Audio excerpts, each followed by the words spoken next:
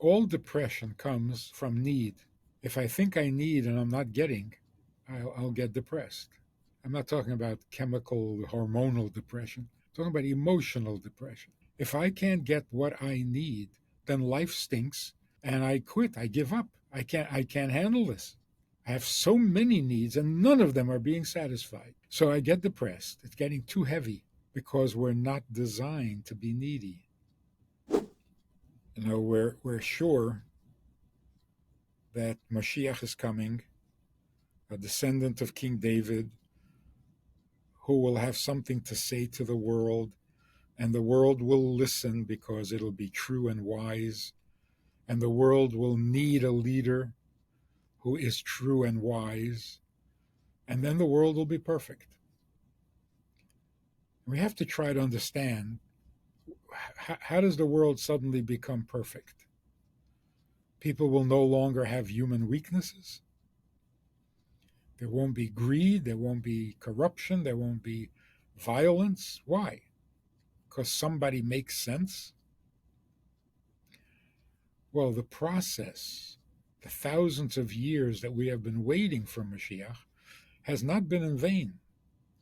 During these years, we've learned something about ourselves that makes us ready. And it's not the violence, and it's not the greed, and it's not the laziness. That's not the problem. The problem is we take ourselves too seriously. So if I'm angry, whoa, get out of my way because my anger is real and my anger is valid. My anger is powerful. Or my jealousy. Don't make me jealous. I'll steal everything I can get my hands on. It's it's our self-perception that is the problem. We feel needy. If you feel needy, you're somewhat frightened. If you're frightened, you're like a cornered animal. You got to blame somebody. And so the whole world becomes your enemy. It's you against the world because no one else takes your needs as seriously as you do. The solution is we are not needy. We're not needy. That is the beginning of the repair, of the perfection of the world.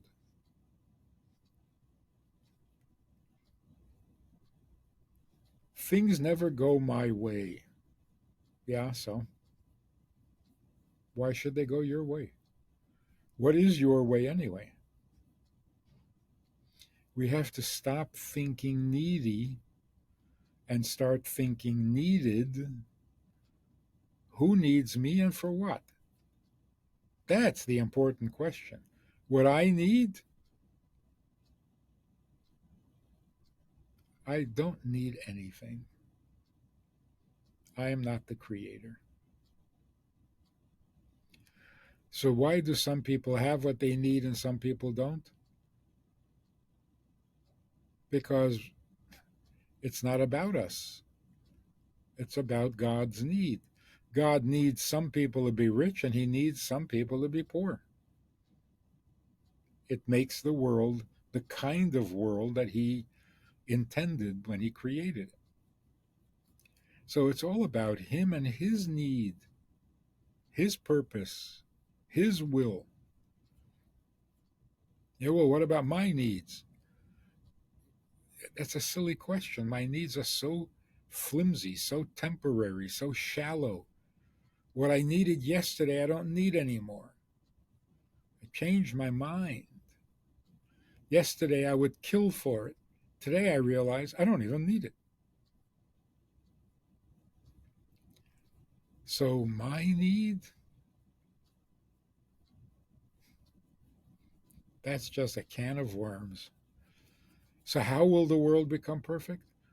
It will dawn on us from hard experience, hard earned wisdom, that we actually don't need what we think we need.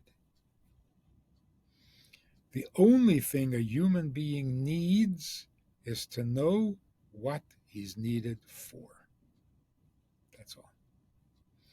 If I know what I'm needed for, nothing else matters. Nothing.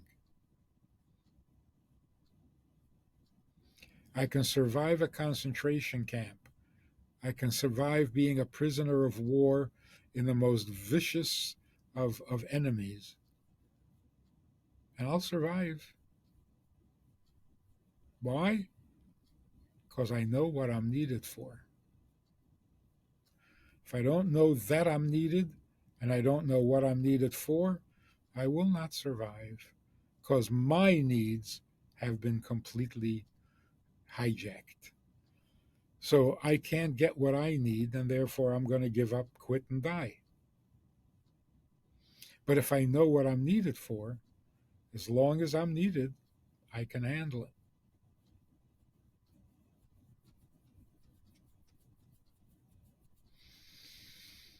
This is the future of psychology.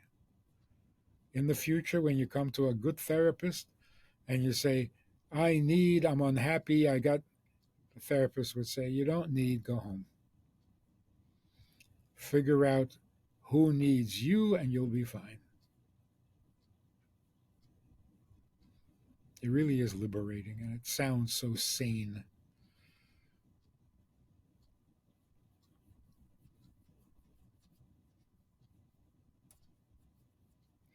One final thought.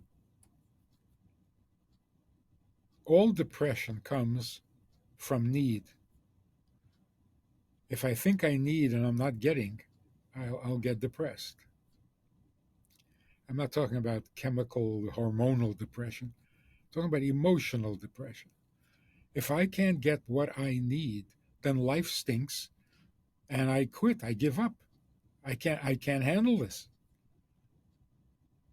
I have so many needs and none of them are being satisfied. Well, something is seriously wrong. So I get depressed. It's getting too heavy because we're not designed to be needy. So it feels wrong, it feels unnatural, and it's burdening me. I can't function.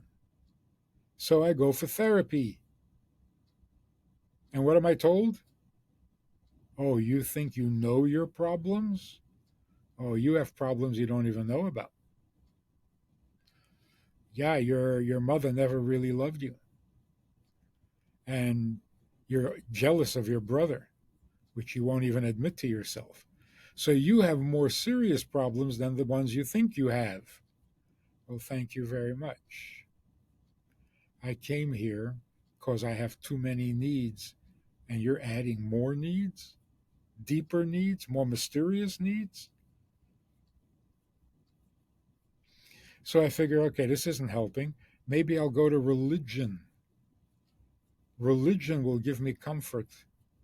Religion will tell me what I can do about these needs.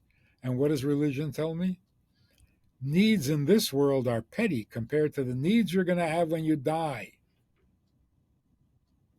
Well, thank you very much. I guess there's no escape. But imagine if we become enlightened and we realize I don't need anything. I don't really need anything. I don't need to go to heaven. I don't need to be saved. I don't need to be rewarded. I don't need to be enlightened. I don't need to stop reincarnating. I don't need anything. I was created by a creator. If he didn't create me, I would be just as happy, happier. So, where do I develop needs? I don't need anything. When I say I need to eat, it's plagiarism. God designed you to eat. How dare you claim it's your need? It's your handicap because you're stuck with it, but it is not your need. Don't play God. So to say, I need to get to heaven, I need to be forgiven, I need to be righteous, stop it. You're acting like you're God. Does God need you to be righteous? Yeah. Do you need to be righteous? For what? To have a better life? You don't need life.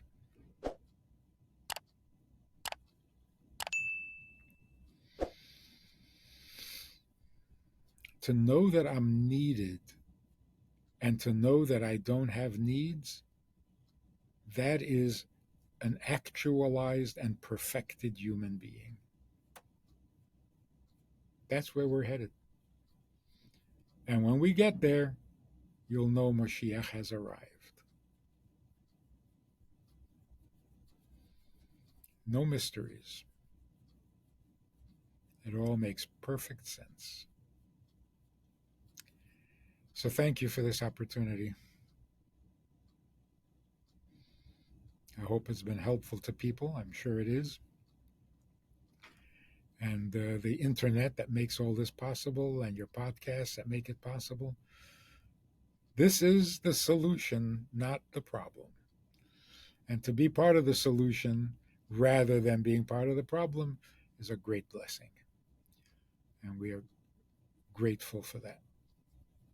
If you enjoyed this conversation or this topic and you're looking for more information or you want to hear it again from another angle, there's a way to do that. And that is in this book.